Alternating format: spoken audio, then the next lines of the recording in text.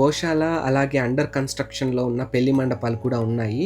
అలాగే అసలు ఇక్కడే ఈ టెంపుల్‌ని ఎందుకు కన్‌స్ట్రక్ట్ చేశారు? ఇంకా ఇలా చాలా విషయాలు మనం తెలుసుకుందాం ఈ వీడియోలో.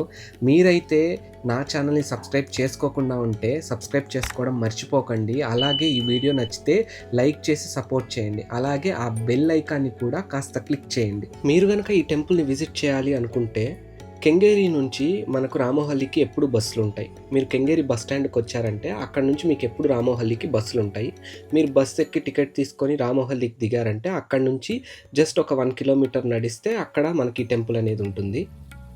మార్నింగ్ 8 AM నుంచి ఈవినింగ్ 8 PM వరకు కూడా ఈ టెంపుల్ ఓపెన్‌లో ఉంటుంది. అలాగే మీరు ఈ టెంపుల్‌లో ఎలాంటి సేవ అయినా చేయించుకోవాలనుకుంటే లైక్ కళ్యాణోత్సవం లేదంటే అభిషేక సేవ ఇలాంటి చాలా సేవలైతే ఈ టెంపుల్ వాళ్ళు మనకు ఆఫర్ చేస్తారు.